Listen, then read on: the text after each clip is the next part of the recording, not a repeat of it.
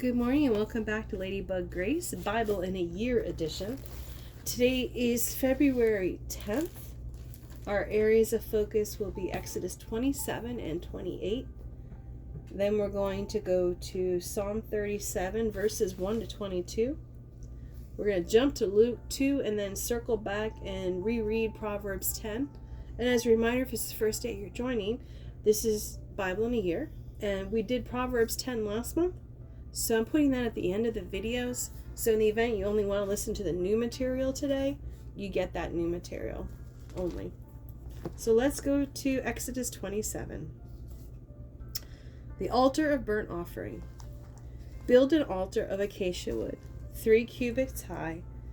It is to be square, 5 cubits long and 5 cubits wide. Make a horn at each of the 4 corners so that the horns of the altar are of one piece, and overlay the altar with bronze. Make all its utensils of bronze, its pots to remove the ashes, and its shovels, sprinkling bowls, meat forks, and fire pans. Make a grating for it, a bronze network, and make a bronze ring at each of the 4 corners of the network. Put it under the ledge of the altar so that it is halfway up the altar. Make poles of acacia wood for the altar and overlay them with bronze.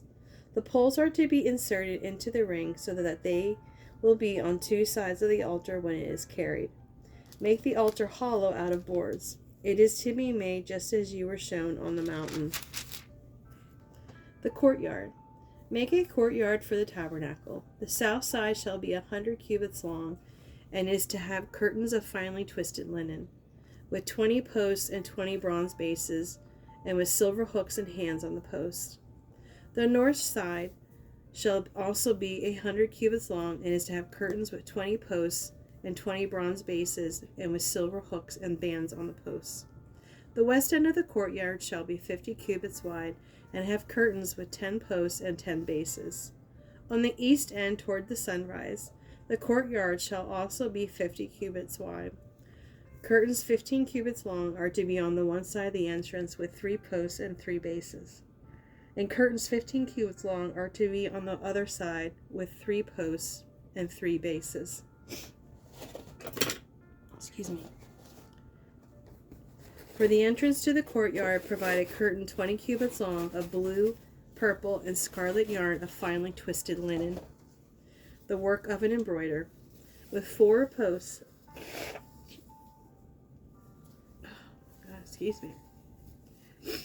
And bases. All the posts around the courtyard are to have silver bands and hooks and bronze bases.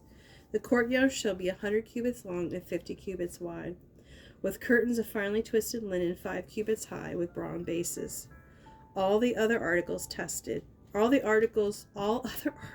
used in the service of the tabernacle, whatever their function, including all the tent pegs for it, and those in the courtyard, are to be of bronze. No, that's noisy. Not right now. Drop it. Drop it.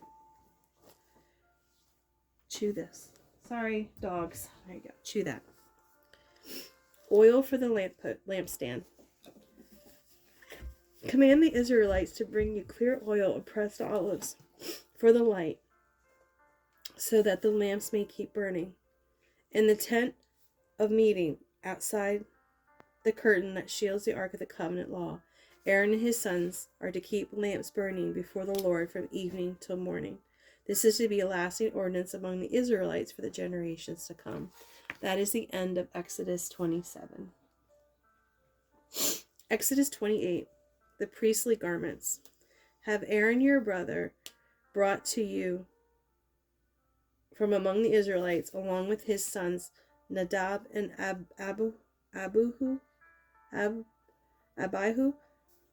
Eleazar and Ithamar, so that they may serve me as priests. Make sacred garments for your brother Aaron, to give him dignity and honor. Tell all the skilled workers to whom I have given wisdom in such matters that they are to make garments for Aaron for his consecration, for he may serve me as a priest. These are the garments they are to make: a breastpiece and an ephod, a robe, a woven tunic, a turban, and a sash. They are to make these sacred garments for your brother Aaron and his sons, so they may serve me as priests. Have them use gold and blue and purple and scarlet yarn and fine linen. The ephod. Make the ephod of gold in a blue, purple, and scarlet yarn and a finely twisted linen, the work of skilled hands. It is to have 2 shoulder pieces attached to 2 of its corners so it can be fastened. Its skillfully woven waistbands is to be like it, of 1 piece with the ephod and made with gold, and with blue, purple, and scarlet yarn with finely twisted linen. Take 2 onyx stones and engrave on them the names of the sons of Israel, in the order of their birth, 6 names on 1 stone and the remaining 6 on the other. Engrave the names of the sons of Israel on the 2 stones, the way a gem cutter engraves a seal. Then mount the stones in gold filigree settings, and fasten them on the shoulder pieces of the ephod as a memorial stone for the sons of Israel. Aaron is to bear the names on his shoulders as a memorial before the Lord. Make gold filigree settings and 2 branded chains of pure gold, like a rope, and attach the chains to the setting. The breastpiece. Fashion a breastpiece for making decisions, the work of skilled hands. Make it like the ephod, of gold and a blue, purple, and scarlet yarn, and a finely twisted linen. It is to be square, a span long and a span wide, and folded double. Then mount 4 rows of precious stones on it. The first row shall be carnelian, chrysolite, and beryl. The second row shall be turquoise, lapis, lazuli, and emerald. The third row shall be jacinth, agate, and amethyst. The fourth row shall be topaz, onyx, and jasper. Mount them in gold filigree settings. There are to be 12 stones, 1 for each of the names of the sons of Israel, each engraved like a seal with the name of one of the 12 tribes. For the breastpiece, make braided chains of pure gold like a rope. Make 2 gold rings for it and fasten them to the 2 corners of the breastpiece. Fasten the 2 gold chains to the rings at the corners of the breastpiece. At the other ends of the chains to the 2 settings, attaching them to the shoulder pieces of the ephod at the front. Make 2 gold rings and attach them to the other 2 corners of the breastpiece on the inside edge next to the ephod. Make 2 more gold rings and attach them to the bottom of the shoulder pieces on the front of the ephod, close to the seam just above the waistband of the ephod. The rings of the breastpiece are to be tied to the rings of the ephod with blue cord, connecting it to the waistband so that the breastpiece will not swing out from the ephod. Whenever Aaron enters the holy place, he will bear the names of the sons of Israel over his heart on the breastpiece of decision as a continuing memorial before the Lord. Also put the Urim and the Thummim in the breastpiece so that they may be over Aaron's heart whenever he enters the presence of the Lord. Thus Aaron will always bear the means of making decisions for the Israelites over his heart before the Lord. Other priestly garments. Make the robe of the ephod entirely of blue cloth, with an opening for the head in its center. There shall be a woven edge like a collar around this opening, so that it will not tear. Make pomegranates of blue, purple, and scarlet yarn around the hems of the robe, with gold bells between them. The gold bells and the pomegranates are to alternate around the hem of the robe. Aaron must wear it when he ministers. The sound of the bells will be heard, and when he enters the holy place before the Lord, and when he comes out, so that he will not die. Make a plate of pure gold and engrave on it as a seal, holy to the Lord. Fasten a blue cord to it and attach it to the turban. It is to be on the front of the turban. It will be on Aaron's forehead. He will bear the guilt involved in the sacred gifts of the Israelites consecrate. Whenever their gifts may be, it will be on Aaron's forehead continually, so that they will be accepted to the Lord. Weave the tunic of fine linen and make the turban of fine linen. The sash is to be the work of an embroider. Make tunics, sashes, and caps for Aaron's sons to give them dignity and honor. After you put these clothes on your brother Aaron and his sons, anoint and ordain them. Consecrate them, so that they may serve me as priests. Make linen undergarments as a covering for the body, reaching from the waist to the thigh. Aaron and his sons must wear them whenever they enter the tent of meeting or approach the altar to minister in the holy place, so that they will not incur guilt and die. This is to be a lasting ordinance for Aaron and his descendants. And that is the end of Exodus 28. Now we're going to go to Psalm 37, where we're going to read verses 1 to 22 only.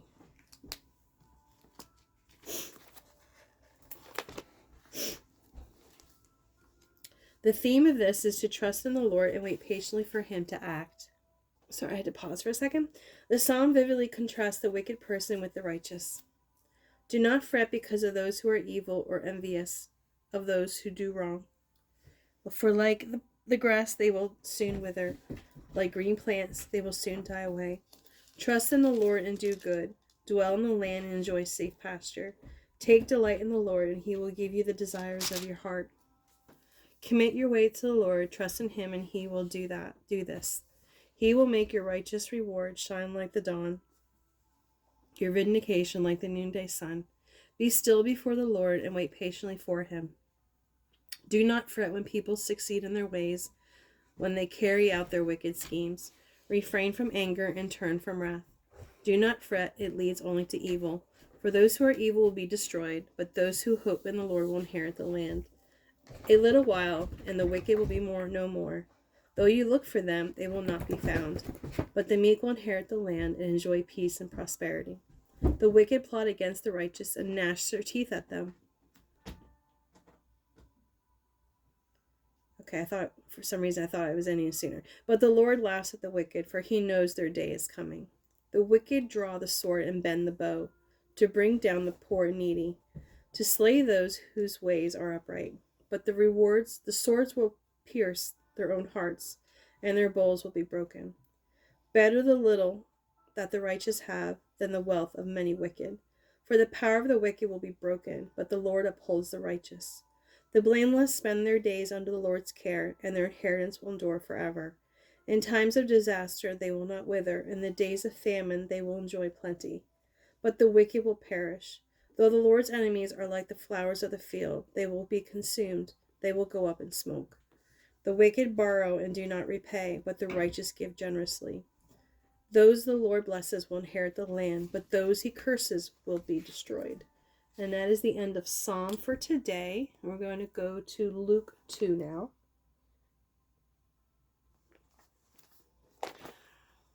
Jesus is born in Bethlehem. In those days, Caesar Augustus issued a decree that a census should be taken of the entire Roman world. This was the first census that took place while Quirinius was governor of Syria. What do you have there? No. Oh, sorry. He went and grabbed I think that's one of my, I can't think of the bulb I have in there. Anyway, it does fuchsia. Not fuchsia. Freesia. I'll tell you.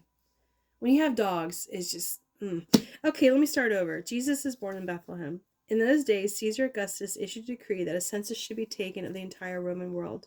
This was the first census that took place while Quirinius was governor of Syria, and everyone went to their own town to register.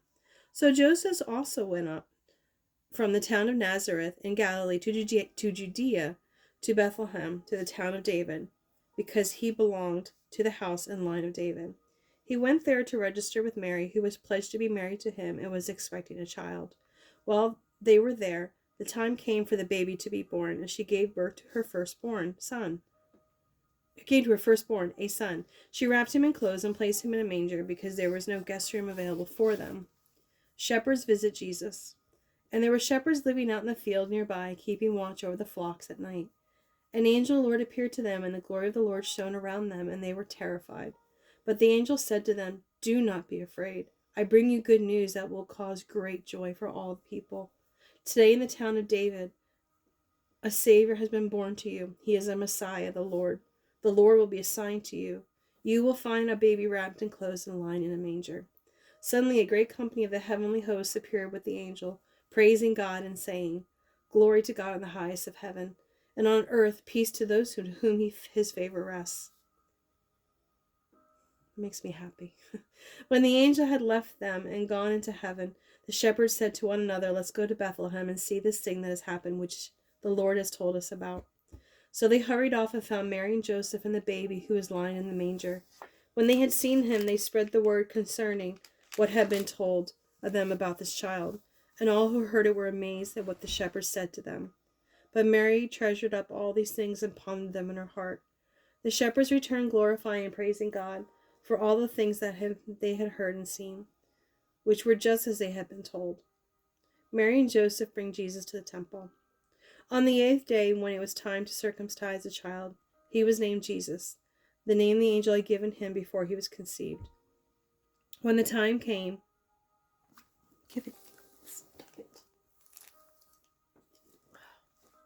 he keeps finding more bulbs.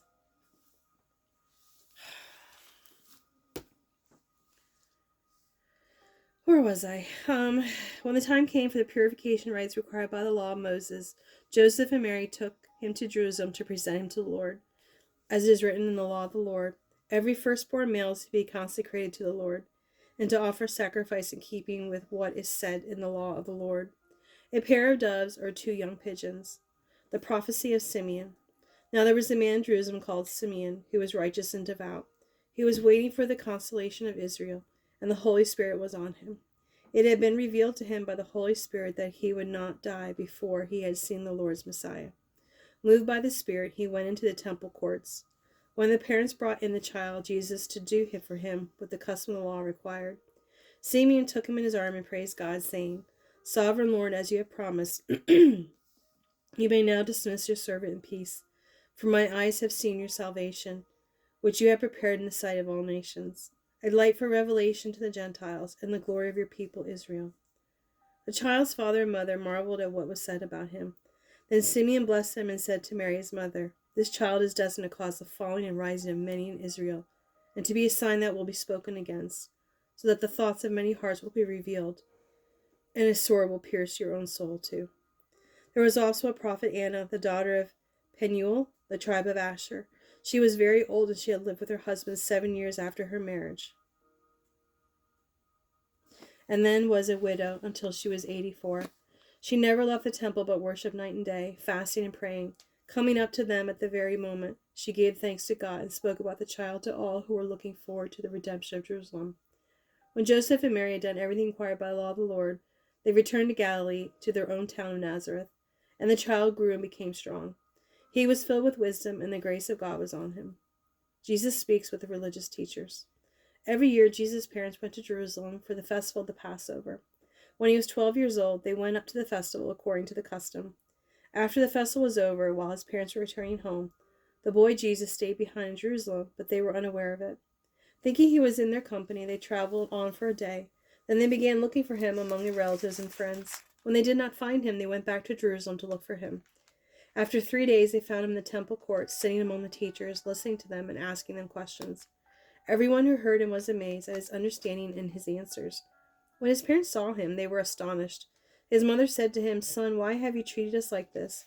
Your father and I have been anxiously searching for you." "Why were you searching for me?" he asked. "Don't you know I had to be in my father's house?"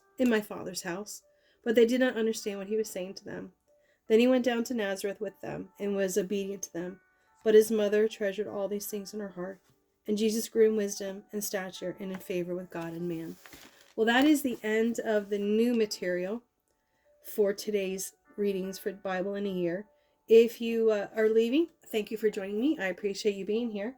If you would like to hear Proverbs 10, please stay and hold for a second while I get there. And we'll go on for Proverbs 10 again. Proverbs 10. Wisdom for all people. These short couplets are what are commonly recognized as proverbs. They cover a wide range of topics. The first section was written by Solomon. The next 2 sections were written by others but collected by Solomon. These sayings give people practical wisdom for godly living at every stage of life. These are the Proverbs of Solomon. A wise son brings joy to his father, and a foolish son brings grief to his mother. Ill-gotten treasures have no lasting value, but righteous delivers from death.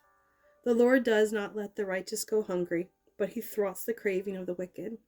Lazy hands make for poverty, but a diligent hand brings wealth. He who gathers crops in summer is a prudent son, but he who sleeps during harvest is a disgraceful son. Blessings crown the head of the righteous, but violence overwhelms the mouth of the wicked.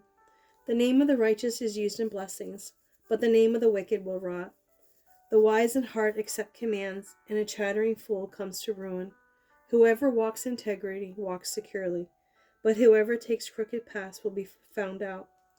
Whoever winks maliciously causes grief, and a chattering fool comes to ruin. The mouth of the righteous is a fountain of life, but the mouth of the wicked conceals violence.